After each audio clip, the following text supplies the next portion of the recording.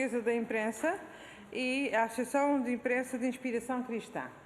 Estão aqui presentes para representar o Sr.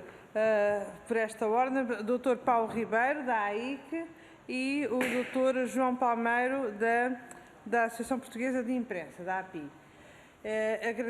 Agradeço a vossa presença, a presença de ambos. Este procedimento é extremamente importante. Como sabem, nós aqui nesta Comissão de Cultura e Comunicação, entendemos que deveríamos fazer uma consulta pública relativamente a esta matéria, que decorreu nos meses de julho e agosto, em que muitas variedíssimas entidades enviaram os seus contributos, os seus pareceres, e entendeu-se também que se deveriam fazer algumas audições presenciais, com o objetivo, primeiro, de esclarecer alguns aspectos ou dar aprofundar alguns aspectos dos vários contributos. Nessa medida, agradeço muito quer o vosso contributo escrito, quer a vossa disponibilidade para estarem aqui presentes e, porventura, continuarmos também com alguma colaboração seguidamente. Nós temos hoje uma grelha mais extensa, não são aquelas grelhas mais pequeninas das audições que nós costumamos ter. São grelhas em que temos duas rondas e, portanto, existem duas possibilidades dos grupos parlamentares colocarem as suas questões. Como tínhamos enviado convocatórias separadas entretanto, houve a manifestação de vontade e a disponibilidade para que a audição seja conjunta, eu vou ter aqui alguma tolerância relativamente às intervenções iniciais. Nós tínhamos transmitido que eram intervenções de 10 minutos por entidade, o que na verdade também não se justifica muito, uma vez que já fizeram o vosso parecer escrito, mas eu pedia alguma contenção e se apontássemos para o somatório das intervenções iniciais não ultrapassarem os 10 minutos, seria muito interessante. Eu não sei quem é que querem que eu dê a primeira palavra, para mim. Bom, então se não se importa, sou do Paulo Ribeiro. João Palmeiro tem a palavra, por favor. Muito obrigado, Sra. Deputada. Muito boa tarde, Srs. Deputados. Para mim, sempre um grande motivo de responsabilidade pessoal e, enquanto Presidente da Associação, também vir aqui contribuir com os nossos pontos de vista, com as nossas dúvidas às vezes e outras vezes até com os nossos reparos, para assuntos que são da maior importância, como é este. Eu, nos minutos que me acorda, quero começar por dizer uma coisa que é o seguinte. Para mim, este processo é um processo que começa em 2003 ou 2004, quando nós discutimos em Bruxelas, e está aqui nesta mesa quem tanto me ouviu nessa altura e que eu muito agradeço, o deputado Capolas Santos, na altura eurodeputado, e é um procedimento que tem por trás de si sempre uma pergunta que é: nós estamos a alterar leis sobre a comunicação velha, tradicional, sobre o modelo antigo dos mídia, em que a televisão é uma coisa, a rádio é outra coisa, a imprensa é outra coisa, ou, como sugere o nome que esta diretiva ganhou, porque esta diretiva de antes chamava-se a Diretiva TSF, em 1996, quando foi feita pela primeira vez, era a Diretiva TSF, curiosamente, não TSF de rádio, mas de televisão sem fronteiras, portanto era o enquadramento desta diretiva, e o que nós vemos é que 25 anos quase depois, nós continuamos um pouco com a mesma pergunta. O que é que estamos aqui a tratar? Estamos a tratar de alterar a lei da televisão e, nessa altura, eu teria que vos dizer, senhores deputados, muito obrigado por nos terem vindo cá, mas nós quase não representamos, o quase eu já vou explicar, quase não representamos televisões. Ou estamos numa diretiva cuja transposição vai enquadrar toda a atividade daquilo que nós chamamos os mídias daqui para a frente. E então lembro que esta Casa organizou no mês de abril do ano passado uma conferência em que eu próprio também participei e em que a ERC trouxe algumas propostas que a nós nos parecem indispensáveis, ainda que não concordemos com muitas delas, que nos parecem indispensáveis para que esta diretiva deixe de ser a diretiva que era do cinema, mais da rádio, agora é do cinema, peço desculpa, da televisão mais da rádio, agora é da televisão e do cinema, e se transforme verdadeiramente na diretiva que é a plataforma multimédia, é a plataforma da maneira como as notícias vão ser, no futuro, e já são hoje, claro, oferecidas aos cidadãos. Portanto, foi nesta perspectiva a que devo juntar o facto de, por causa da compra antecipada da publicidade institucional do Estado em curso, nós termos compreendido que, para o Estado, o interlocutor que representa as televisões online somos nós. E isso, posso? Muito obrigado. E isso é uma maneira muito interessante de olharmos para aquilo que eu estava a dizer. Porque é que nós somos a entidade que representa as televisões online. Porque, para a lei, eles são editores de imprensa. Ou seja, não existe legislação para que eles sejam outra coisa que não seja editores de imprensa. Porquê? Porque online não há uma licença, não há um alvará, não há uma autorização. Todas as outros radiodifusores ou operadores têm ou um alvará ou uma licença se são free-to-air ou uma autorização se estão no cabo. Quem está online, ou seja, está na web, é registado tal e qual como se fosse um jornal ou uma revista. E confesso-vos, permitam-me esta confissão, que quando da preparação desta compra antecipada de publicidade do Estado, o Governo disse, bom, está bem, mas agora falta aqui para vermos quem são as televisões online. Nós temos, não, televisões, tenho muita pena, não é connosco. Olha, deve ser com a APR, porque a Associação Portuguesa de Rádios, há uns anos, alterou os seus estatutos para acolher televisões que quisessem ser associadas. E o Governo respondeu, não. Na ERC, eles estão inscritos como se fossem jornais e revistas. Portanto, os interlocutores são os senhores que têm nos vossos estatutos, que são os representantes dos que editam e que estão inscritos na ERC, porque é um elemento fundamental para ser membro desta associação, destas associações que nós representamos, é que tem que estar inscrito na ERC como jornal ou revista, ou qualquer coisa que tenha o mesmo tipo de inscrição. Então, nós o que fizemos quando elaborámos este parecer, e devo-vos dizer que eu viajei 15 anos para trás, andei a ver todos os pareceres que alguma vez tinha escrito sobre esta matéria, e devo-vos dizer que a ideia base está cá. Seja o que for para onde nós vamos correr, autorregulação e corregulação são os únicos meios, ou são as únicas organizações regulatórias que permitem que, numa atividade que é tão rápida, numa atividade que está em constante mutação, numa atividade tão sujeita a alterações de forma de intervir, é indispensável que sejam os próprios a participar na maneira como as boas práticas são estabelecidas e são adequadas.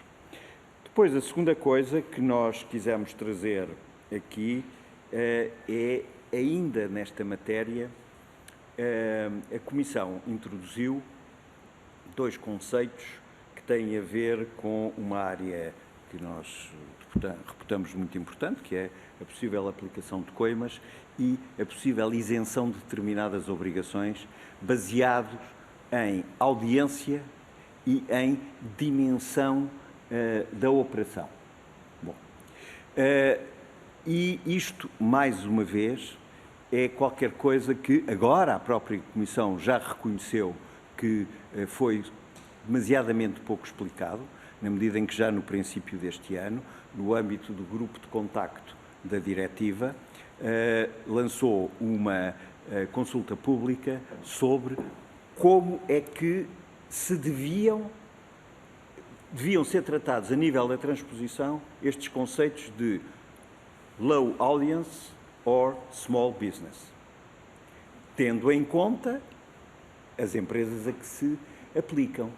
E, senhores deputados, a maior parte das televisões digitais, porque eu tenho que começar por aí, porque estas já estarão agora, de uma forma ou de outra, envolvidas nisto, porque mesmo que não estejam envolvidas do ponto de vista regulatório ou legal, é a nossa opinião de que nós devemos trabalhar que eles se envolvam do ponto de vista da autorregulação. Ou seja, que eles digam assim, nós não somos reconhecidos, mas nós fazemos a mesma coisa, portanto temos que aplicar no mínimo os mesmos princípios em relação à proteção das crianças, em relação ao discurso do ódio, em relação à luta a favor ou contra o racismo. Temos que aplicar os mesmos princípios em relação à iliteracia. Nós não estamos envolvidos, nem nos vai ser aplicado diretamente aquilo que a diretiva diz. Porquê? Porque a diretiva é transposta na lei do cinema, é transposta na lei da televisão e nenhuma destas leis se aplica a estas entidades, que são cerca de 100, que empregam cerca de 250 pessoas, dos quais mais de metade são jornalistas mesmo, com carteira profissional de jornalista, e que vivem esquecidos de um lado e do outro lado sem saber que caminho é que hão de tomar. Bom, quando eu digo caminho regulatório, caminho de negócio, digamos assim. Portanto, o nosso ponto de vista é dizer, meus senhores, os senhores têm aqui uma oportunidade que é, em sede de autorregulação, e nós, associação, sabemos como é que isso se faz, as provas que temos vindo a dar já nos últimos anos, as duas associações farão isso com certeza, os senhores podem preparar-se para, quando um dia tivermos a lei do multimédia, etc., não vão ter que subverter ou que mudar ou que transformar completamente o vosso negócio e a vossa forma de trabalhar. E mais. E não vão ser excluídos, não vão ser postos de parte por não estarem a respeitar princípios que são hoje em dia fundamentais, constitutivos da sociedade digital em que já vivemos. Volto a dizer, proteção das crianças, etc. Portanto, por esta razão, nós decidimos que, em vez de dizer pura e simplesmente isto não tem nada a ver connosco, somos meros espectadores e quando tiver a ver, cá estamos, o que vimos aqui dizer é, nós como associação vamos motivar, e desse ponto de vista, devo-vos dizer que o trabalho que fizemos no levantamento da publicidade institucional do Estado nos permitiu contactar com dezenas destas empresas que nós mal conhecíamos, que é outro problema que noutra ocasião eu muito gostaria de vos poder vir trazer, juntamente com o Paulo, a nossa experiência do contacto com estas empresas. O que é que nós ouvimos daquele lado? Que são empresas que estão inscritas na ERC, logo estão sujeitas a toda a legislação que tem a ver com a lei de imprensa e com as proteções constitucionais do artigo 37 e 38, portanto, perfeitamente legais, mas depois os senhores imaginam, e peço-vos desculpa se vos digo isto, o que é ouvir uma senhora que vive na ilha de Santa Maria, a quem eu telefono, a dizer, minha senhora, a senhora não nos está a dar dados. E ela diz, mas eu tenho que dar dados. Tem. Então o senhor está inscrita na ERC como um site informativo. Não me diga que é aquela coisa que eu fiz para o meu marido, que só trabalha da parte da manhã e que passava as tardes no café e que depois vinha para casa escrever aos amigos na internet. E então eu vi que se ele estivesse inscrito nessa coisa da ERC, ele podia ter carteira de jornalista e passava a ser uma pessoa responsável, respeitada, e é diferente. E eu disse, pois é, minha senhora, é isso mesmo. E então agora o que é que eu tenho que fazer? Esta é uma das 500 histórias que nós vos podemos contar sobre o panorama atual dos mídias portugueses. E isto tem que ter uma saída, porque estas pessoas estão todas de boa vontade. Estas pessoas são todas cidadãos interessados em diversidade, pluralismo e tudo isso, mas que estão completamente sem respostas. Porquê? Porque estamos a falar numa lei que, eu sei que muita gente fica admirada, uns não gostam, outros que eu diga isto, mas numa lei que vem de 1971, que é a Lei dos Registros de Imprensa em Portugal, que vem juntamente eu peço com muita a desculpa, Lei de Imprensa de 71. Portanto, e lamento dito muito estar a isto, interromper, mas até porque estava muito encantada a ouvi-lo, mas dito isto, será que... o Paulo fará o favor de... É, senhora Presidente. Não, apenas... Posso? É rápido. É apenas para dizer que, e dar uma explicação aos senhores deputados, boa tarde, que prescindi do convite de falar isoladamente em nome da AIC, uma vez que o trabalho foi feito em conjunto, não fazia nenhum sentido que estivéssemos a perder tempo, entre aspas, com repetições, tendo em conta que a posição é construtiva, foi feita com esse cuidado e é nesse sentido que gostava de fazer este esclarecimento. Obrigado. Bem, agradeço a ambos. Agora vamos passar à primeira ronda, portanto, com a intervenção dos partidos, em que será intervenção do partido, resposta, e, portanto, ou seja, é a resposta direta relativamente às intervenções. Vou passar a palavra então à Sra. Deputada Rosário Gamboa, do Partido Socialista. Muito obrigada, Sra. Presidente. Muito boa tarde a todos. Queria cumprimentar a Associação Portuguesa de Imprensa e a Associação de Imprensa de Inspiração Cristã, que já são, digamos, de alguma forma, uns habituês aqui na nossa comissão e até nas audições com os diversos partidos políticos que estão aqui representados. É sempre um gosto ouvi-los e, acima de tudo, porque temos sempre esta coisa fantástica de poder contar com a vossa experiência, a vossa reflexão, baseada num conjunto muito sólido de entidades que vocês representam, não é? Eu julgo que o Sr. Dr. João Palmeira acabou por dizer tudo praticamente na sua intervenção inicial, que seria este contexto. O que eu gostava de enfatizar mesmo assim é a importância com que as duas associações se percepcionam no momento presente, percebem que esta tendência da migração digital é uma tendência constante, que está em progresso e que faz com que os editores de jornais e revistas, neste momento, já estejam, de alguma forma, abarcados por isto, quando falamos no que diz respeito à imprensa online, ainda que ela não esteja devidamente enquadrada e não seja enquadrada nesta diretiva. E assim como, e nessa perspectiva, vocês fazem um alerta, vou tentar resumir, bastante interessante e importante, que reconhecendo esta operação digital por parte destes órgãos de comunicação, que estão inscritos, como acabou de dizer e bem, na ERC, como ela vai continuar a crescer, também simultaneamente há já da parte destes jornais e revistas online uma intervenção direta no domínio comercial no que diz respeito ao comércio eletrónico, não é? Desde os pagamentos de conteúdos à peça, ou por assinatura, ou propriamente a informação comercial propriamente dita, não é?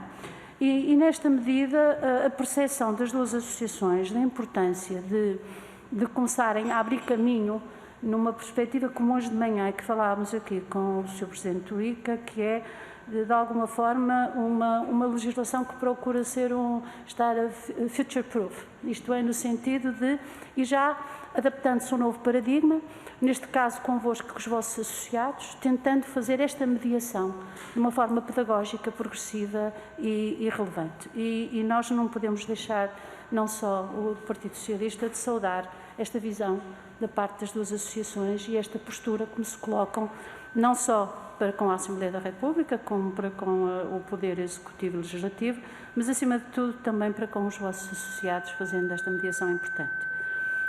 Também há outra coisa que vocês chamam a atenção e que eu acho que é muito relevante, é que estes próprios editores de jornais e revistas terão tendência progressivamente para também criarem eventualmente plataformas de partilha de vídeo. E esses também, então, aí mais uma razão para que a legislação se aplique sendo importante também questionarmos o sentido e o conceito que está por trás destas plataformas de vídeo e progressivamente sermos capazes de também pensar uma questão mais global e articulada ao nível de tudo que é o audiovisual. A grande questão que vocês nos trazem é uma questão que recorrentemente aparece noutros comentários que fomos recebendo das outras entidades, que é a questão da regulação, centrada quer na autorregulação, quer na corregulação.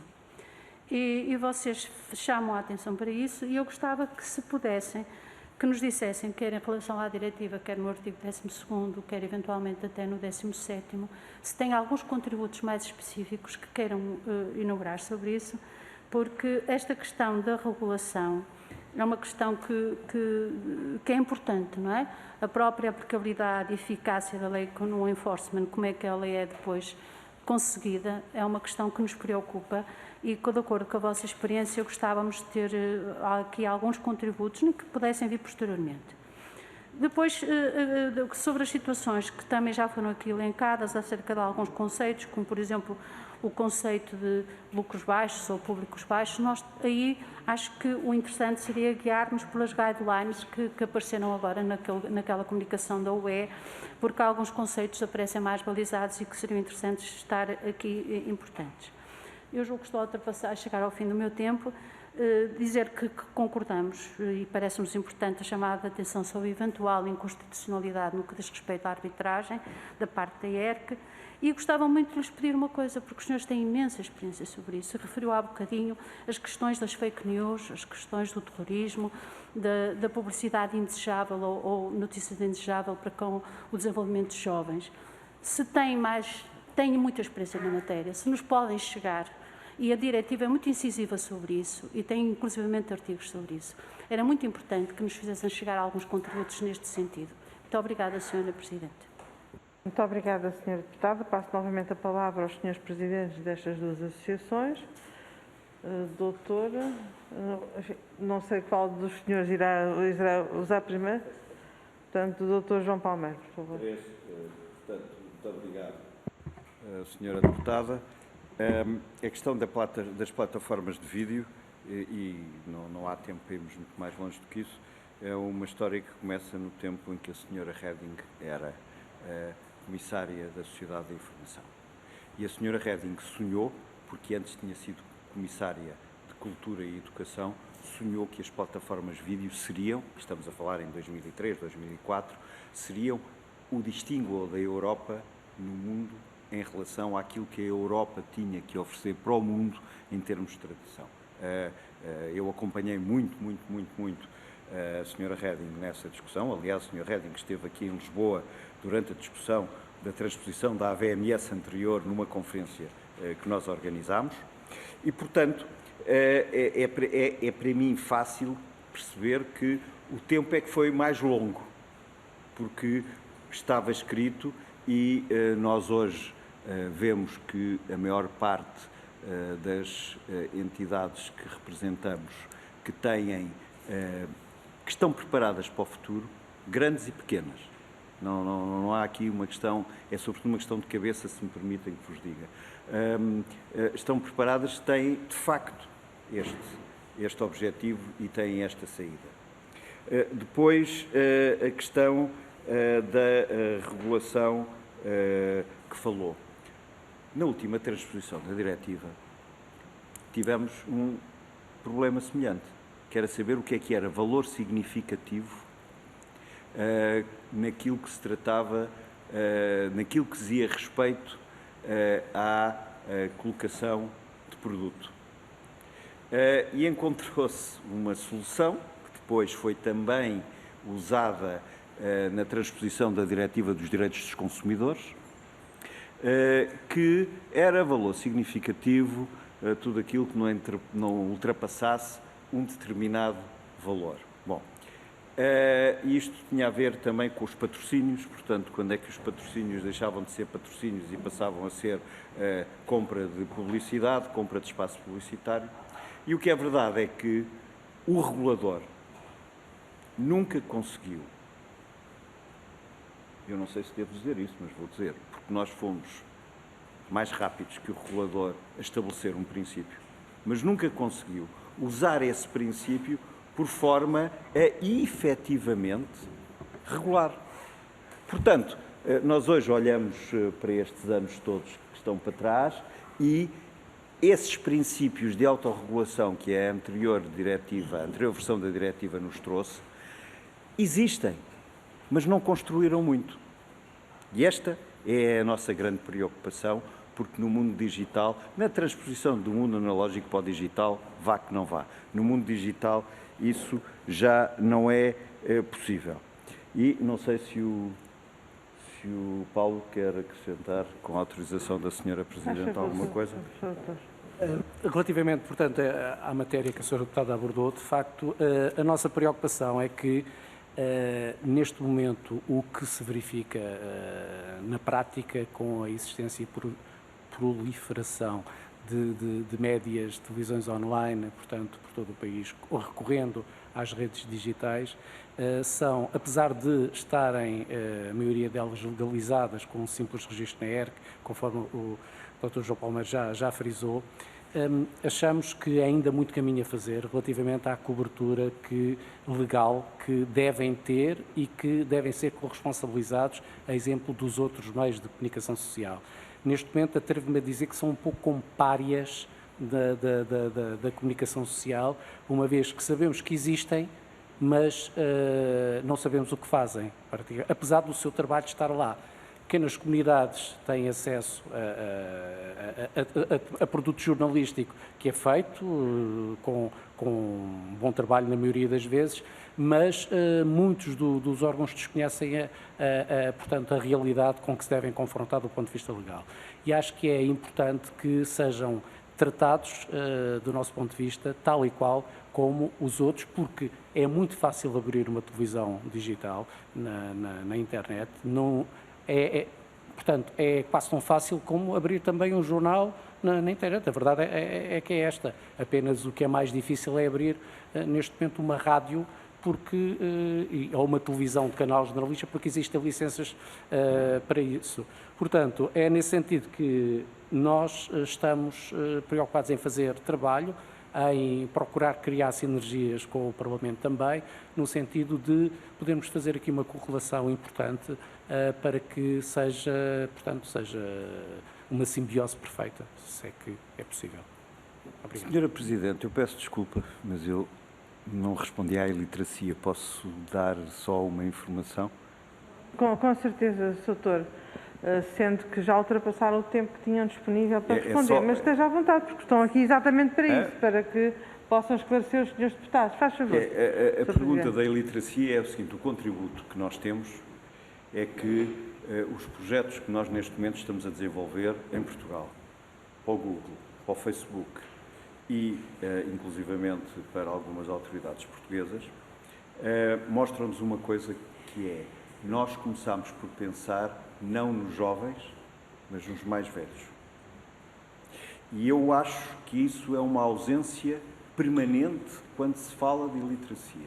Fala-se sempre dos jovens, fala-se sempre dos desprotegidos, ou seja, fala-se às vezes dos mais velhos no sentido em que eles não são nativos digitais, mas no momento em que eles se tornam nativos digitais, isso então é igual, é um cidadão consciente, autónomo. Não é verdade. Não é verdade, porque há uma questão de descodificação dos conteúdos, em que os jovens estão muito mais bem preparados do que os idosos. E estabelece, muitas vezes, um desequilíbrio, até familiar, muitas vezes, entre aquilo que o jovem sabe, ou pensa que sabe, ou diz que sabe, ou afirma que sabe, e aquilo que os mais velhos não conseguem explicar como é que sabem. E, portanto, um contributo que nós estamos a tentar encontrar, e neste sentido estamos neste momento com um projeto que se chama Academia Mídia Veritas, com Vila Nova de Gaia, que é exclusivamente dirigido aos idosos. Somos acompanhados num outro projeto paralelo pelo Público, que tenciona fazer um jornal feito por os idosos. Portanto, sendo que aqui a palavra idoso é uma palavra muito difícil, mas eu não conheço ainda outra, tentarei inventar. E, portanto, tentaremos contribuir com alguma visão sobre isso. Muito obrigada, Sr. Presidente. Vou passar então a palavra agora ao Grupo Parlamentar do Partido Social Democrata, à Sra. Deputada Isabel Lopes. Tenha a palavra, por favor. Sr. Presidente, Sr. Representantes das associações, o Dr. Paulo Ribeiro e o Dr. João Palmeiro, é muito gosto revê-los, Srs. e Srs. Deputados.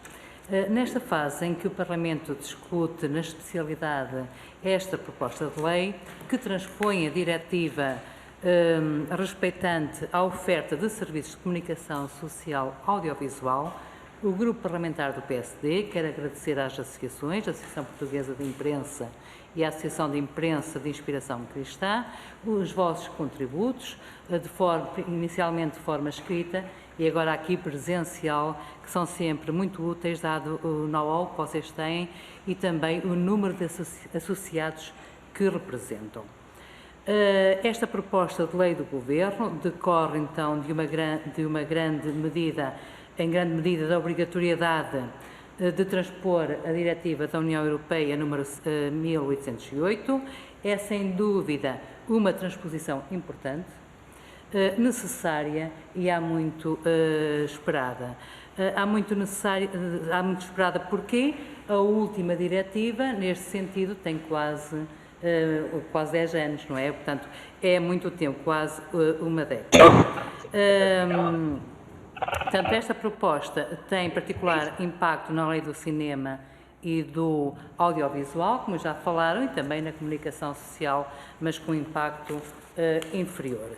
Em relação a esta diretiva, queria aqui fazer duas referências e ler duas afirmações, uma delas do vice-presidente do Mercado Único Digital, que afirmou que estas novas regras refletem a evolução digital e reconhecem as diferentes formas de ver vídeos atualmente disponíveis, incentivam serviços inovadores e promovem o cinema europeu, mas também protegem os menores e lutam contra os discursos de incitação ao ódio de forma mais eficaz. Outra afirmação, por parte da Comissária responsável pela Economia e Sociedade Digital, que afirmou que é absolutamente necessário um ambiente mais justo para todos os intervenientes no setor audiovisual. Além disso, o nosso setor cultural ocupa um lugar mais importante nas categorias a pedido, representando uma mudança significativa e positiva para os criadores e autores europeus. Estamos aqui a falar naquela percentagem dos 30% propostas, da quota mínima, não é? Relativamente ao vosso parecer, ressalta que o setor da imprensa, nomeadamente editores, jornais e revistas, irão ter um papel mais relevante no futuro próximo, em que eles próprios irão desenvolver plataformas de partilha de vídeos produzidos a partir de peças jornalísticas e informativas, o que torna mais relevante esta atividade. Realmente, esta transposição alarga realmente o seu âmbito para estas plataformas. Os meios de comunicação social mudaram drasticamente em menos de uma década, como é conhecido por todos, o que teve consequências e alterações substanciais na forma de como as famílias acedem a estes meios. Hoje, principalmente os mais jovens, estão a substituir os meios de comunicação social tradicionais, como já aqui foi referido, a televisão, a rádio, a imprensa escrita. Hoje, eles estão a ver os conteúdos em linha, a pedido, por exemplo, na compra ou aluguer de vídeos na plataforma VOD, não é? Hoje estão usadas, principalmente agora com o Covid, e em diferentes dispositivos móveis, PCs, portáteis, tablets, smartphones, etc. Portanto, a par das oportunidades ora criadas, também se colocam alguns desafios, sendo certo que a Associação Portuguesa de Imprensa e a Associação de Imprensa de Inspiração Cristã chamam a atenção para dois aspectos fundamentais no seu parecer. Um deles é sobre os princípios e soluções da auto- e corregulação, repetidamente referenciados na diretiva e retomados na transposição. O segundo ponto, também por vocês referidos, é sobre a extensão às plataformas de partilha de vídeo das regras relativas aos serviços da sociedade de informação e ao comércio eletrónicos constantes da lei da televisão. Na boa senda da tradição deste setor, defendem as associações, só mesmo terminar, Sra. Presidente, modelos então que aprofundam a auto e a corregulação. Para terminar, quero só então colocar uma questão, se a Sra. Presidente me autorizar, pelo que perguntamos então se não consideram que existe o risco de serem necessárias alterações a estes bons princípios que defendem. Muito obrigada. Muito obrigada, Sra. Deputada. Passo novamente a palavra ao Sr. Dr. João Palmeiro. Quando for caso disso, o senhor avisa que é para falar. Está bem? Obrigada. Obrigada. Muito obrigado, Sra. Deputada. E as referências que fez permitem-me, talvez, dizer-vos o seguinte. Eu admito que todos os senhores deputados estejam a perguntar, mas quando eles dizem que quem eles representam vão fazer plataformas de vídeo, no fundo, o que é isto? Então, eu peço-vos o favor de, nos dias 15 e 16 de outubro, passarem pela Semana Digital da ACEP, que é a Associação do Comércio Eletrónico e Publicidade Interativa de Portugal. Nós acabamos de passar um acordo com a ACEP, em que vamos ter uma trintena de jornais regionais que vão produzir um vídeo, cada um deles vai produzir um vídeo sobre aquilo que ele achar que na sua terra, na sua comunidade é importante. Tem toda a liberdade. Pode ser uma entrevista com o Sr. Presidente da Câmara, como pode ser uma entrevista com o Presidente do Clube de Futebol, como pode ser uma entrevista com o responsável pela luta contra a iliteracia ou contra o racismo, seja o que for. Tem uma regra única, é que a pessoa tem que ser daquela comunidade. Não podem vir a correr a Lisboa e entrevistar. Podem, claro que podem, mas nessa altura nós não aceitaremos.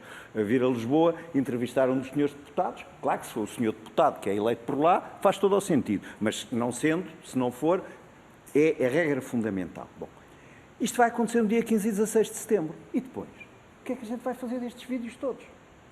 Nós, que os estamos a entusiasmar para eles gastarem dinheiro, porque a ACEP faz tudo menos promover o pagamento dos vídeos. Portanto, nós têm que fazer, é importante, e eles no dia 20 de outubro vão estar a telefonar-me a dizer assim, então agora o que é que eu faço com isto? Onde é que eu ponho isto? Bom, e este é apenas um exemplo do princípio em que a resposta vai ser, nós vamos ter que encontrar uma plataforma e vamos ter que encontrar a forma de que estes vídeos que traduzem não só para nós portugueses, mas para as comunidades portuguesas, traduzem em cada momento aquilo que antigamente os jornais regionais e locais traduziam quando iam para as comunidades a dizer o filho de não sei quem licenciou-se, morreu a avó de não sei quem, etc. Agora está aqui e é com um vídeo. E não é um vídeo noticioso só, nem jornalístico do ponto de vista da notícia. É um vídeo noticioso e jornalístico do ponto de vista da maneira séria e ética de organizar os conteúdos, mas com a vontade de transmitir, neste caso, o que é que aquelas comunidades fazem. Portanto, eu aproveitava esta sua pergunta para dizer que este é um caminho que não vai voltar para trás. Não sei se o Paulo quer, com a autorização da Sra. Presidente. Sr. Presidente, era para dar ênfase a algo que eu há pouco não dei, que é o papel crescente que temos vindo a notar relativamente aos meios de comunicação social que têm, portanto, tradicionais, que têm o seu jornal, que abriram a sua página na internet e estão cada vez mais a investir em produto vídeo e em produto informativo em vídeo. E, portanto, com a pandemia, aquilo que verificamos e com o advento das novas comunicações através do Skype e do Zoom, começou a ser cada vez mais frequente haver entrevistas gravadas em vídeo e colocadas à disposição de toda a gente na internet. Portanto, não sendo uma televisão, não deixa de ser um produto em vídeo que representa uma peça audiovisual. E como tal, temos que acompanhar esta evolução. Conforme o João Balmeiro disse no início, nós não devemos ir à procura do prejuízo, atrás do prejuízo, perdoem-me a expressão. Devemos é ter uma postura face à realidade que estamos a viver, de nos prepararmos para aquilo que aí vem. E, de facto, já não volta atrás. Já não volta atrás. E ainda bem que não volta atrás, porque se estamos a perder, eventualmente, leitores numa plataforma, estamos a ganhar outros leitores e outros públicos, ou os públicos estão a mudar do tradicional para outro meio, que só temos a ganhar, nós, eu quando falo nós, produtores de informação. E, nesse sentido, parece-me que é extremamente importante estarmos atentos. E daí a nossa disponibilidade em estarmos a acompanhar. Muito obrigada. Vamos agora passar para o Grupo Parlamentar do Bloco de Esquerda. Tem a palavra a senhora deputada Beatriz Gomes Dias, por favor. Presidente, muito obrigada aos representantes da Associação Portuguesa de Imprensa e da Associação de Imprensa de Inspiração Cristã pelo parecer escrito que nos enviaram e agora pela apresentação que fizeram e por algumas pelas respostas que já deram até este momento. Contudo, eu continuo a precisar de ajuda para compreender melhor quais é que são os mecanismos que os senhores identificam como de autorregulação e corregulação. Isso é um aspecto que realçaram bastante, quer seja no parecer escrito, quer seja depois na apresentação que fizeram.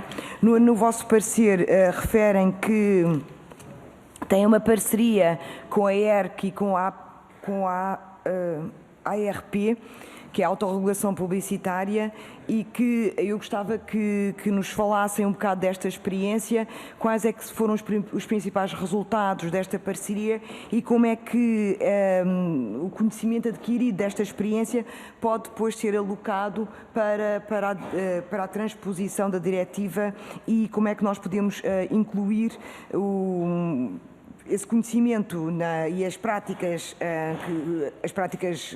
melhores práticas, depois nestes mecanismos de corregulação e de autorregulação. Também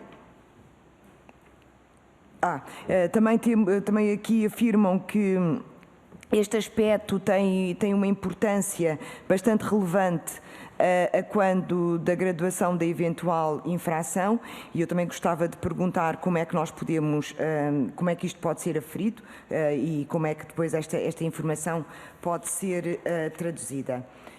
Outro aspecto também que trouxeram e que é bastante importante, é tudo no âmbito desta dimensão da corregulação e da autorregulação, tem a ver com a questão das coimas, eu acho que isso já referi, mas aqui queria passar a ler uma parte do parecer. Por estas razões, somos da opinião que deve também ser objeto de corregulação o valor das coimas referidas ao longo desta proposta de lei, tal como o procedimento administrativo que lhe está associado, incluindo a definição do que são situações de serviços, de programas de cobertura local ou de baixo volume de negócios ou baixas audiências. Eu sei que isto já foi objeto de explicação, contudo fiquei com algumas dúvidas e peço desculpa por reiterar a pergunta, mas era relevante poder entender melhor.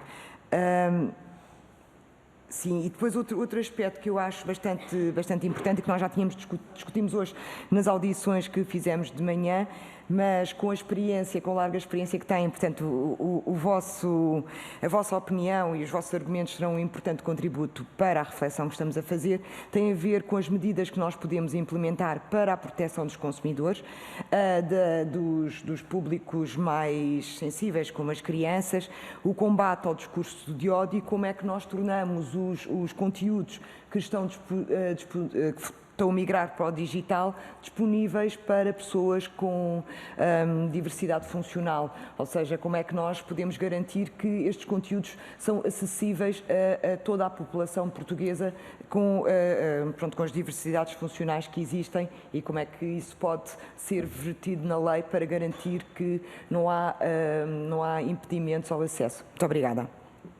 Muito obrigada, Sra. Deputada. Senhores Presidentes, passo novamente a palavra. Muito obrigado. Então, começando... Eu peço imensa desculpa, Sra. Presidente, eu esqueci-me de uma pergunta. Posso?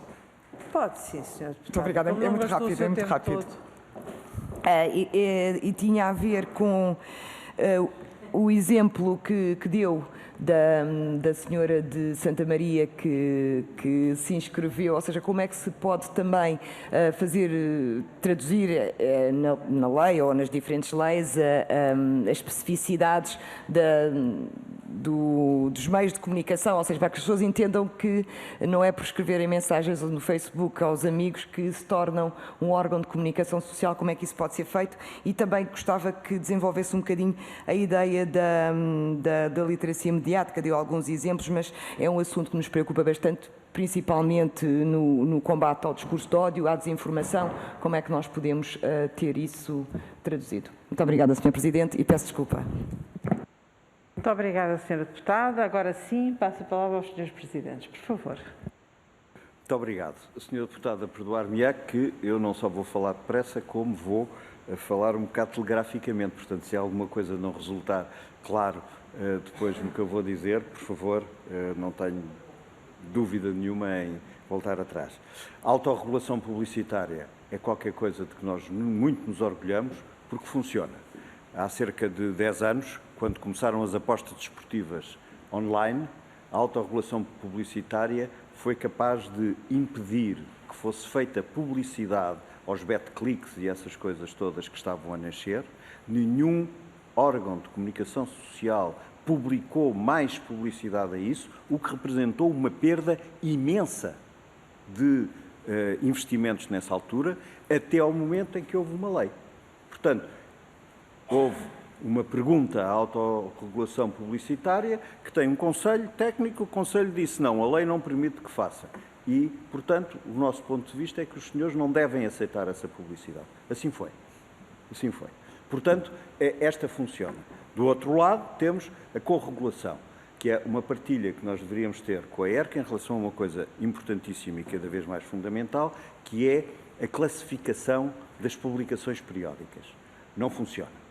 É uma longuíssima história, porque não funciona, porque, no fundo, a ERC não foi preparada para partilhar em princípios de corregulação, mas a consequência mais visível e ridícula disto é que, se forem hoje ao site da ERC, vão encontrar jornais online classificados como diários. E como eu pergunto à ERC, mas o que é um jornal online diário? Eu não sei. Foi ao sabor do interesse da pessoa que se registou. Quer dizer, é diário, porque outros são semanários, porque outros são mensários, porque outros são quinzenários. Ou seja, é a velha classificação, é sempre isto.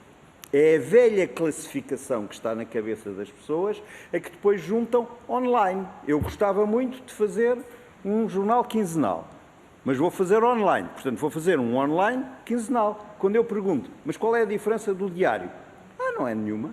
É só porque eu gostava de fazer. Portanto, esta matéria da corregulação é fundamental quando agarramos na história da autorregulação publicitária e pensamos nas coimas e numa coisa que não é nada fácil de discutir, eu sei, até é uma ousadia da nossa parte, eu tenho essa consciência, mas o que é verdade é que durante mais de uma década houve um acordo entre a autorregulação publicitária e o Instituto Português de Consumo, o Instituto Consumidor.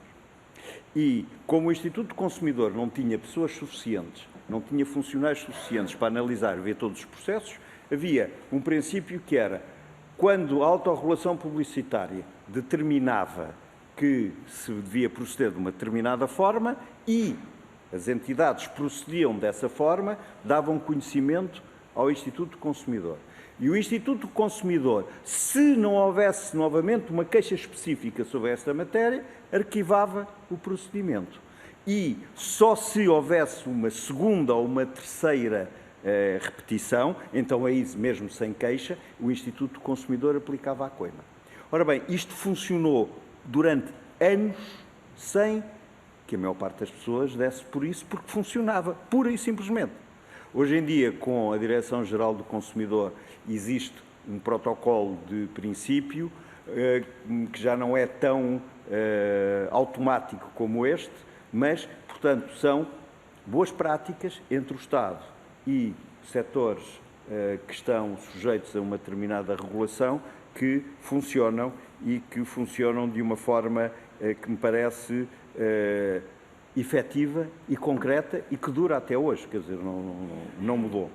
Finalmente, antes de passar aqui ao Paulo com sua autorização, só responder-lhe muito rapidamente que a questão das audiências no digital é uma questão muito complicada, porque estão sempre a alterar pelos algoritmos a forma como é possível analisar a forma em que a audiência está.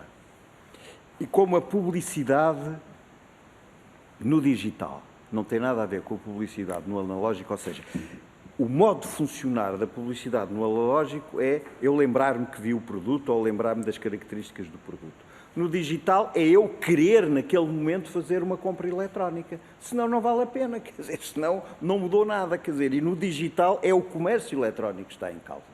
Ora bem, isto faz com que seja difícil transpor, como se tem tentado, infelizmente, muitas vezes até agora, a ideia de que a audiência é a mesma coisa, não é? E seja qual for a solução, ela só pode ser encontrada em conjunto com os operadores do mundo digital e com aqueles que têm que regular. Não há outra solução. Muito obrigada, Sr. Doutor. Passo agora a palavra ao Grupo Parlamentar do CDS-PP, à Sra. Deputada Ana Rita Bessa, por favor. Muito obrigada, Sra. Presidente. Eu, entretanto, já me consegui constipar aqui durante a manhã, mas pronto, é só constipação, porque agora tenho que se avisar, acho eu, é só mesmo do ar-condicionado. Bom, queria então começar por cumprimentar a Associação Portuguesa de Imprensa e a Associação Portuguesa de Imprensa de Inspiração Cristã e dizer que achámos curioso o parecer que nos foi apresentado e que foi entregue como contributo pelo seguinte, porque ao contrário da maior parte dos outros pareceres que vêm reclamar interesses ou ajustes a players que já estão estabelecidos e bem estabelecidos no mercado, estas duas entidades, como um setor nascente ainda do ponto de vista da comunicação social em plataforma vídeo, portanto, ainda sem a mesma robustez e massa crítica do que outros, vêm dizer, no fundo, que estão à procura de um paralelismo na sua forma de crescimento e de atuação que depois convirja com todos os outros que já estão no mercado. Se eu bem entendo, é isto que vêm dizer. E achei interessante esta vontade de querer crescer já dentro de um quadro legal definido para cumprirem as regras, neste momento ainda num regime de autorregulação, não é? Ou seja, entre todos definirem, acompanharem o quadro legal que vai ser definido. Pronto, eu achei graça também porque, embora sem relação direta, o que vieram aqui contar, o exemplo que deram hoje, vem referir também no contributo da Comissão da Carteira Profissional de Jornalista, que não sei se tiveram a ocasião de ler, que de facto diz isto, não é? Diz que há uma necessidade de definir melhor o que é um órgão de informação jornalístico, na medida em que cada vez mais, e vou citar, no setor dos mídias há uma proliferação de órgãos de comunicação social que têm registro na ERC, mas que funcionam sem jornalistas profissionais, no sentido estrito. E têm colaboradores que assim se intitulam, mas não são estritamente jornalistas. Não é? E que isso preocupa porque, de facto, é muito fácil criar e reproduzir no meio digital e até fragmentar empresas de comunicação. E, portanto, que isto é um problema que preocupa vários dos contributos que aqui têm sido trazidos. O que eu gostava de perguntar para perceber concretamente como é que podemos criar então este quadro alinhado é que uma das coisas que falaram agora e que também vem refletido noutros pareceres tem que ver com a dupla condição de isenção de algumas condições, que eu acho que se aplica a vocês, que tem que ver com a definição do que é o baixo volume de negócios e do que é um limiar de baixas audiências. Um dos outros contributos tem a associação, para não me enganar, a Associação de Produtores Independentes de Televisão, mas é um mercado diferente, faz uma proposta em que estabelece limiares concretos para esta duplicidade. Dizem eles que sugerem que a redação seja explícita e diga que baixo volume de negócios tem a ver com proveitos relevantes inferiores a 200 mil euros por ano e baixas audiências têm que ver com, no caso, operadores de televisão, quando forem inferiores a 0,1%. Pronto. Eu não sei se isto se aplica, talvez estes limiares para o vosso caso concreto sejam elevados, não sei, mas eu gostaria de saber se existe alguma possibilidade de introduzirmos dentro da redação da lei alguma latitude que possa já caminhar ao encontro quer da vossa realidade, quer das vossas expectativas de isenções. O que é, neste setor crescente, um baixo volume de negócios, como é que isso se define e o que é uma baixa audiência? Eu não tenho referenciais para isto e gostaria de poder ter. Obrigada. Muito obrigada, Sra. Deputada. Vamos agora passar via Skype, foi agora solicitado, à Sra. Deputada Diana Ferreira, do Partido Comunista Português. Sim, e a resposta. Pois é. Depois tem que responder primeiro, é verdade. Faz favor. Peço desculpa, Diana. Muito obrigado, Sra. Deputada.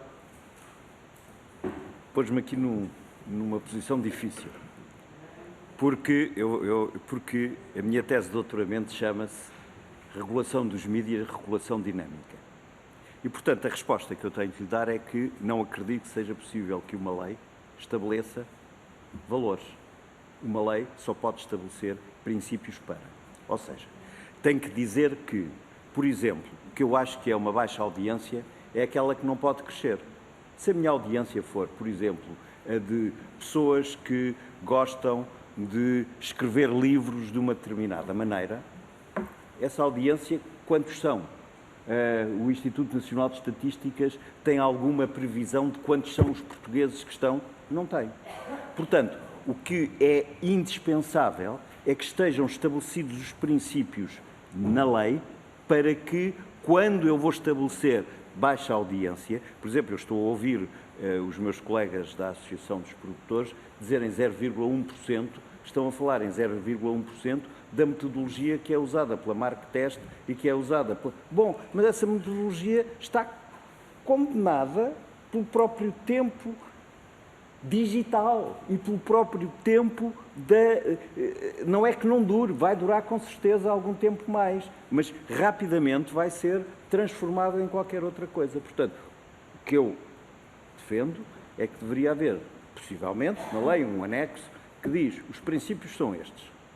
O que não pode ser considerado é que uma entidade tem baixa audiência se, por exemplo, for a televisão do Benfica, que tem todos os sócios do Benfica como parte da audiência, mas esses, espero que não haja aqui nenhum benfiquista em especial, mas esses, no cômputo nacional, são um número... Eu usei um mau exemplo, já sei, mas só dei por isso depois. Bom, mas compreendem com certeza o meu ponto de vista. É a mesma coisa em relação aos 200 mil euros.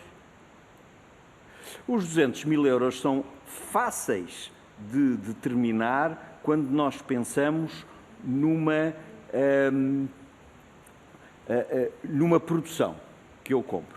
Por exemplo, nós, agora, para a compra da publicidade institucional do Estado, fizemos um exercício e dissemos assim: nenhum jornal pode existir sem X números de jornalistas.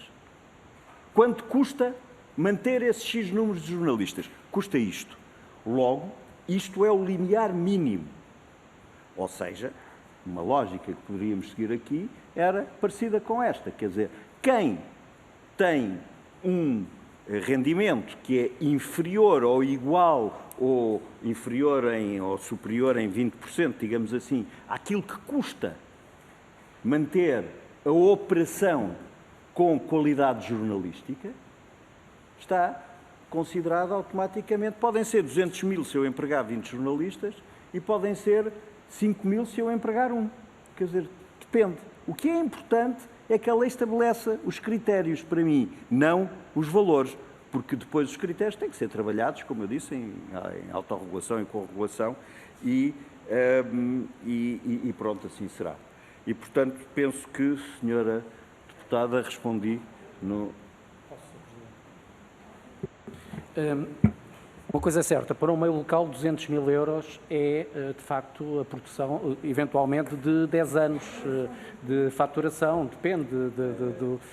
Portanto, acompanho o João Palmeiro nesta posição. Penso que, em termos de autorregulação, podemos depois aferir com mais afinar os casos em si, porque tudo vai dependendo do volume de negócios da empresa, da operação, e, portanto, temos é que ter o princípio salvaguardado. Permita-me que, já agora, que possa responder à senhora deputada, relativamente à questão que colocou, de que forma é que poderemos contribuir para o combate à iliteracia, ao descustódio, e que todos os portugueses, independentemente da sua capacidade física, possam ser eliminadas as barreiras de acesso à informação. As nossas associações estão disponíveis para colaborar com, e já o têm feito de forma ativa, com campanhas públicas para as comunidades, não é financiadas publicamente, é públicas para a comunidade, nomeadamente nas escolas, de forma a que haja um maior acesso à informação produzida por um jornal ou por uma rádio, neste caso, uma vez que obedecem a critérios deontológicos e legais. Aquilo que os jornais, neste momento, não estão disponíveis, por uma questão de financiamento, de disponibilidade financeira, é construir na internet, nas suas plataformas, produtos para públicos mais restritos, mas que têm toda a legitimidade de terem acesso a essa informação, que por algumas deficiências físicas não têm acesso, mas que devem tê-lo, mas nós não temos meios para que possamos investir nessa área, porque não há disponibilidade orçamental para o fazer, e sabe Deus o que nós já temos no dia-a-dia para fazer com que os órgãos de informação possam, digamos, fazer o seu trabalho normalmente. Nesse sentido, aquilo que proponho é que haja apoio público de forma a que os meios de comunicação social que o entenderem possam construir soluções, porque são soluções onerosas e que não têm retorno financeiro, como deve calcular. Uma percentagem pequena do público que terá acesso a esse tipo à nossa informação, mas que requer de uma solução tecnológica que é cara, obviamente os meios por si só não têm condições de o fazer. Muito obrigada. É a sugestão que deixamos. Obrigado. Muito obrigada. Agora sim, eu estava tão ansiosa de ter uma ligação via Skype, porque há pouco até não respeitei a grelha. Passa a palavra à senhora deputada Diana Ferreira, do Grupo Parlamentar do Partido Comunista Português. Olá, senhora deputada, boa tarde. Olá, muito boa tarde, Sra. Presidente. Eu cumprimento a Sra. Presidente, cumprimento também os deputados da Comissão e cumprimento naturalmente o Dr. João Palmeiro, o Dr. Paulo Ribeiro, da API e da AIC, agradecendo desde já também o contributo que nos fizeram chegar por escrito, mas os esclarecimentos que foram dando, no fundo, durante esta audição. Sobre esta matéria e sobre esta PPL em concreto, o PCP tem um conjunto de reservas sobre esta transposição, bem como sobre a própria diretiva aprovada no Parlamento Europeu. E estas audições também são úteis para que nós possamos perceber as necessidades que existem no setor e as especificidades que também existem. No parecer que também nos fizeram chegar, e o Dr. João Palmeiro também já referiu isso na sua intervenção, falaram do crescimento exponencial das peças de vídeo, jornalísticas e informativas, que permitem, no fundo, que possam estimar que se criarão ou desenvolverão plataformas de partilha de vídeo produzidos por editores de jornais e de revistas.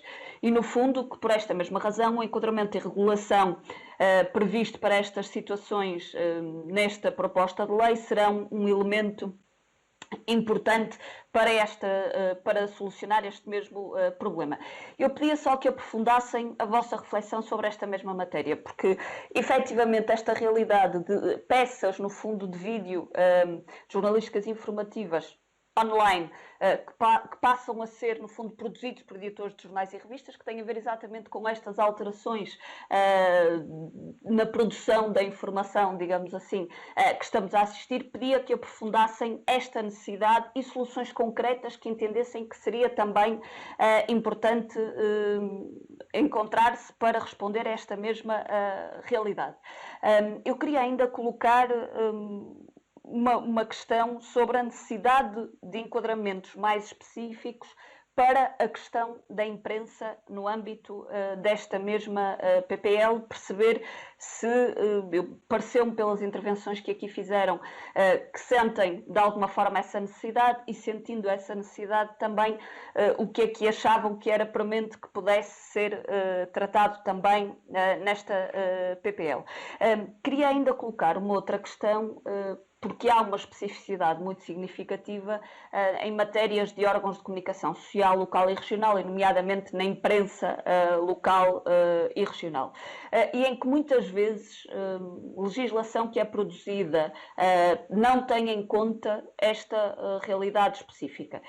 Em relação a esta própria PPL e à diretiva, nós temos até a avaliação e o entendimento que isto, no fundo, é uma resposta, ou acaba por ser aqui, no fundo, uma produção legislativa para os gigantes deste setor. E entendemos também que subsiste nesta mesma PPL e na diretiva que lhe dá origem uma isenção, no fundo, da responsabilidade editorial destas plataformas gigantes, e queria também perceber a vossa opinião sobre esta mesma matéria. Já aqui foi falada sobre a questão da regulação, da autorregulação, da corregulação, que também penso que já foi aprofundada, mas queria até, tendo em conta a última intervenção do Dr. Paulo Ribeiro sobre a questão das pessoas com deficiência, a acessibilidade das pessoas com deficiência a um conjunto de meios, nomeadamente a meios digitais e a jornais digitais.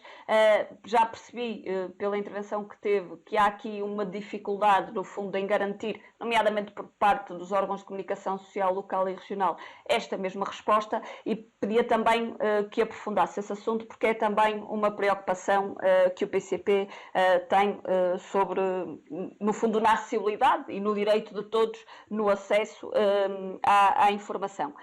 Mesmo para terminar, eu queria saber, de alguma forma, se também, na avaliação que fazem desta própria PPL, se entendem que ela resolve, no que se refere às questões da imprensa, aquilo que importa resolver neste momento.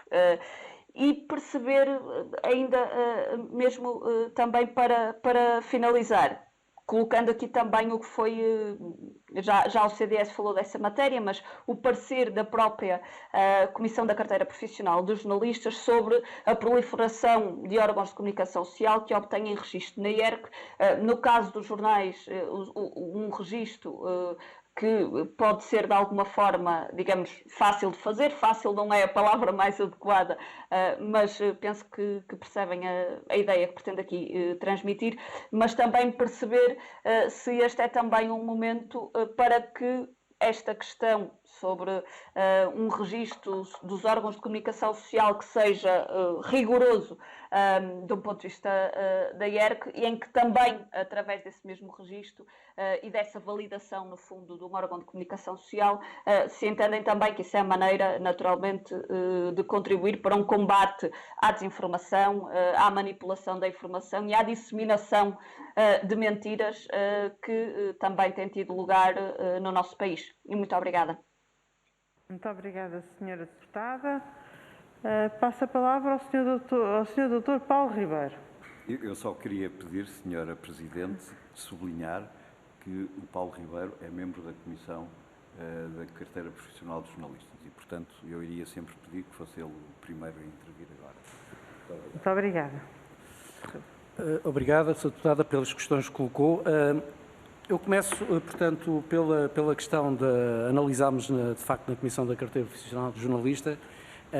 Pertenço ao plenário, obviamente não posso falar pela Comissão, porque não sou Presidente, mas partilhamos já essa preocupação, porque no âmbito, de facto, no registro de um órgão de informação sem jornalistas é um pouco complicado, porque chegamos neste momento ao ponto de ser mais fácil abrir um órgão de comunicação social no meio digital do que tirar uma carta de condução, seguramente, porque as dificuldades para a carta de condução se exigem um conjunto de critérios, são muito específicos e não defendemos que haja um exame, obviamente, para ter um meio de comunicação social local ou regional, porque na net já se perdeu um pouco esse conceito, porque acaba por ser global.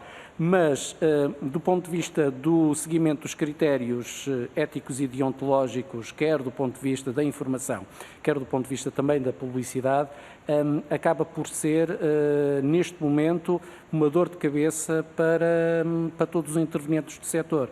Quer seja a ERC, que muitas das coisas passam ao lado, quer também para o próprio meio em que estamos todos inseridos, que é o meio informativo. Nesse sentido, achamos que, de facto, a legislação, quando foi criada, não contemplava ainda o exponencial da internet e dos meios digitais e penso que devemos fazer, somos defensores, devemos fazer uma reflexão com propostas bem fundamentadas e discutidas no seguimento também das preocupações que os sindicatos jornalistas têm emitido e, nesse sentido, também muitas das questões estamos a acompanhar, para que haja, digamos, um maior crivo, de forma a que depois possamos, de facto, respeitar o direito à informação, o direito e o dever do combate à iliteracia e também ao discurso de ódio. De outra forma, estamos neste momento com muitas dificuldades em fazê-lo. Também permita-me que fale relativamente ao acesso à informação, que é um direito constitucional, e que, de facto, há uma percentagem da população portuguesa que não tem essa oportunidade por alguns condicionalismos do ponto de vista da sua saúde. E, nesse sentido, aquilo que eu há pouco falei é que é difícil, do ponto de vista para um órgão de comunicação social regional e local, estar a investir uma fatia importante do seu orçamento em soluções tecnológicas para que uma pequena parte do seu público possa ter acesso à informação, quando esse dinheiro muitas vezes não chega no final do mês para pagar a gráfica ou para pagar a luz ou os salários dos funcionários, como neste momento as coisas estão, e com tendência para se agravar. Portanto, aquilo que eu defendi há pouco é que, tendo em conta que, de facto, há um direito constitucional no acesso de todos os cidadãos à informação, é, nesse sentido, o Estado poder contribuir para que todos os cidadãos possam ter acesso à informação. E é um mecanismo de apoio especificamente para esse setor, que não se mistura com os outros apoios do incentivo à leitura, da reconversão tecnológica, não tem nada a ver com isso. Tem a ver é que esta área específica, no acesso à informação por parte de públicos que têm alguns problemas do ponto de vista do acesso, do ponto de vista porque infelizmente temos que falar sobre isso, não é muito agradável, mas temos que falar sobre isso, do ponto de vista do retorno económico, é quase nulo. Portanto, as empresas têm, neste momento, cada vez mais uma consciência de que o investimento, o pouco dinheiro que têm para investir, tem que ser para ter rentabilidade, para defender os postos de trabalho e os meios e o próprio órgão de comunicação social em si. É muito difícil estar a desviar vários milhares de euros para pagar soluções tecnológicas para uma pequena percentagem do auditório ter acesso aos... Não é por falta de vontade dos meios, ou dos empresários, ou dos diretores de jornais, não é nada por causa disso. É por causa de uma questão de escolha criteriosa e consciente para a viabilização do seu órgão. Daí eu ter falado há pouco no meio, no financiamento, no incentivo público, em que obviamente nós seríamos chamados porque também teríamos interesse, não é? Seríamos chamados a cofinanciar, mas de outra forma vejo com muita dificuldade.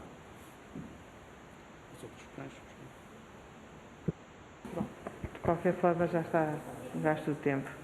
Muito bem, vamos então passar à segunda ronda, em que cada um dos grupos parlamentares tem 3 minutos. A senhora deputada Rosário Gambo, o PS prescinde. O PSD também prescinde. Muito bem. Bloco de Esquerda.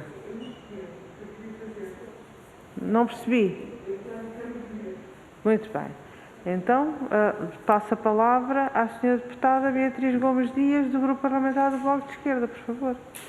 Muito obrigada, senhora Presidente. Eu vou fazer uma pergunta muito rápida, porque tem a ver com esta questão. Nós, hoje de manhã, ouvimos outras organizações e também sobre esta questão do acesso à informação. Agora não me consigo lembrar bem do nome da associação, dizia que tinham que ser os produtores dos conteúdos, ou seja, as empresas que fazem os conteúdos é que deviam adaptá-los para poder garantir que todas as pessoas pudessem aceder à informação e não aqueles que disponibilizam, ou seja, não as plataformas de vídeo que colocam. Eu gostava, portanto, para mim ficou evidente e compreendo o argumento que apresentou, que o Estado deve contribuir através de apoios para garantir que esta população com diferenças funcionais possa aceder à informação, portanto, e compreendo que essa deve ser uma medida que nós temos que ver como é que conseguimos introduzir no projeto, mas também gostava de se tem uma reflexão sobre se devem ser aqueles que produzem os conteúdos, portanto, num caso de um vídeo, quer dizer, os vídeos são produzidos pelas vossas, pois é isso, ou seja, toda a adaptação terá de ser feita porque produz o conteúdo e disponibiliza o conteúdo, ou seja, não há nenhuma entidade que aloje conteúdos produzidos por outros. Ok, está bem, era só esclarecer esta parte, certo, muito obrigada.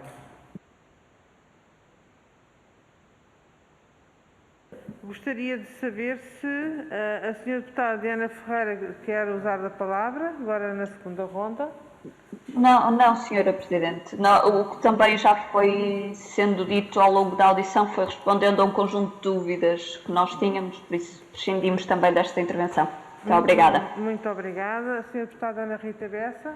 Não, apenas agradecer e prescindimos da ronda. Obrigada. Muito obrigada, senhora deputada. Portanto, passo agora a palavra para uma intervenção final aos senhores presidentes. 5 minutos cada. Muito bem.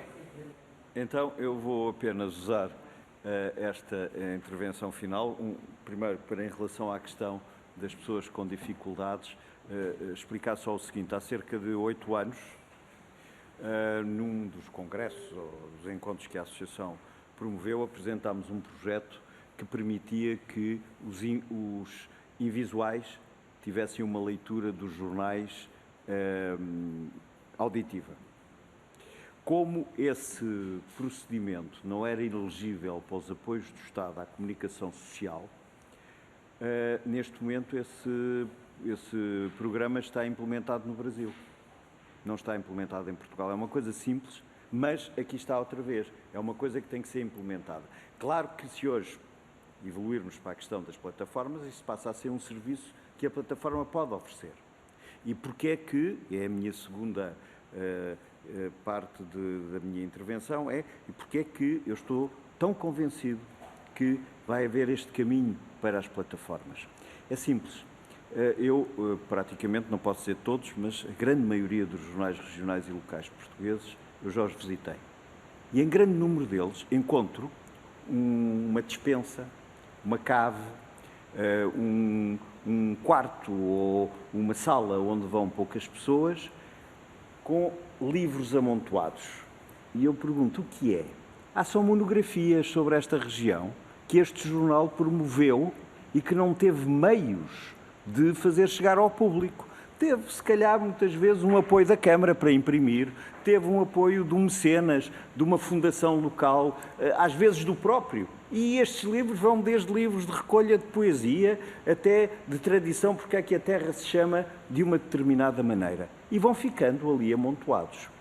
É facílimo passar isto, não é aqueles, mas é facílimo que esta maneira de funcionar e que os jornais regionais e locais têm de cumprir a sua missão em relação às regiões e às comunidades onde estão inseridos, se transforma em vídeo. Só que para não ficar amontoado, tem que haver uma plataforma. E as grandes plataformas ainda vão ter alguma dificuldade em, e com isto vou terminar, ainda vão ter alguma dificuldade em estar abertas a isto. Pese embora, o Google, agora, durante a pandemia, ofereceu um apoio de cerca de 50 milhões de euros aos jornais regionais e locais de todo o mundo. Foram recebidos pelo Google cerca de 12.600 projetos, dos quais portugueses eram 60, e foram aprovados 50 projetos portugueses que fizeram entrar, neste período, mais de 200 mil euros nos jornais. Já entrou, já lá está. O projeto começou no dia 24 de abril e o dinheiro já foi recebido por todos eles. E o Facebook, que tem um caminho diferente, porque o Facebook compreendeu que, quando desaparecem os jornais regionais e locais nos Estados Unidos, diminui o tráfego no Facebook, porque as pessoas não têm fontes de informação para discutirem e para falarem umas com as outras.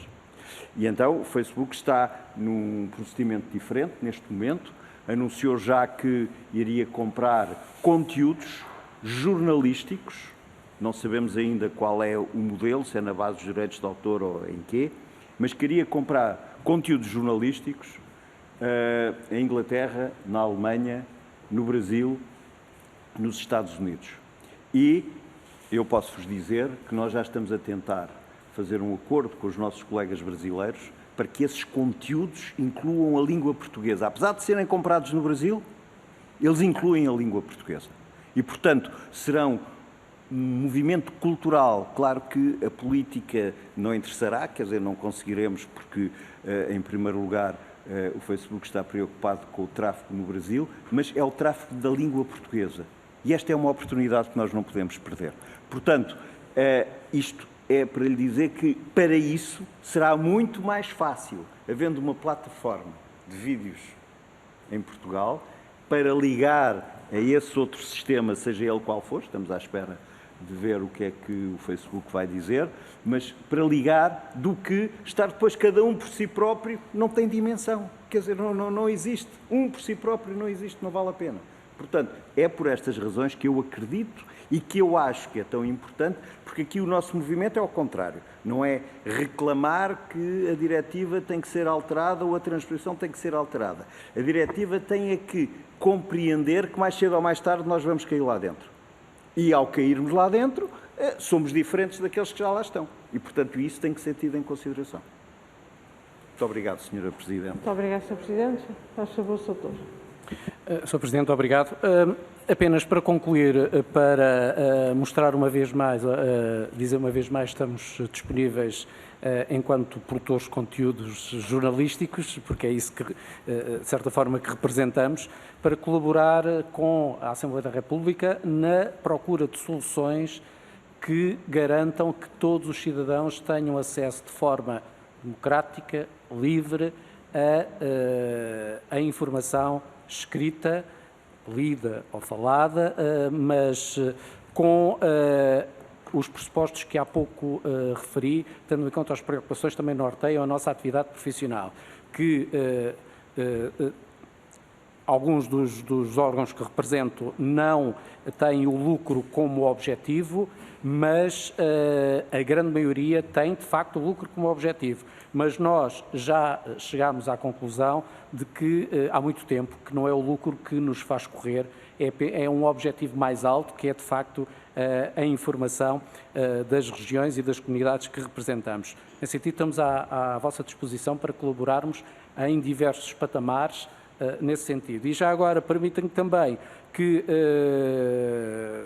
relativamente aqui a uma chega que foi dado, que é relativamente aos Correios, que esta Comissão se debruce sobre esta matéria, tendo em conta que está a chegar ao fim o prazo final da concessão e que é uma matéria que nos tem vindo a preocupar bastante, conforme já aqui referimos, e que foi agora sufragada pelo relatório da ANACOM relativamente ao mau serviço que a empresa tem vindo a prestar e que tem colocado os meios de comunicação social regionais, os jornais regionais, sobretudo, para além também de outros de outra ordem, numa situação muito complicada porque estamos dependentes deste operador único. Obrigado. Muito obrigada, Sr. João Palmeiro. Muito obrigado, Sr. Paulo Ribeiro. Agradeço mais uma vez o parecer que enviaram, bem como a disponibilidade para estarem aqui hoje e todos os esclarecimentos adicionais que prestaram. De facto, este é um processo muito importante, esta diretiva é fundamental para este setor e, portanto, todos os contributos são bem-vindos e tudo aquilo que quiserem adicionar ao que já deram será bem-vindo. Já distribuí, pesquisei aqui na net e distribuí por todos a tese de doutoramento do Dr. João Palmeiro, que foi aqui referida. Não li, ainda não li, apesar de ter tido tempo para isso, mas ainda não li, mas já fiz distribuir e espero que seja uma boa leitura e que continuem também dessa forma a contribuir para o setor. Muito obrigada. Foi um prazer tê-los connosco. Obrigado. Só queria...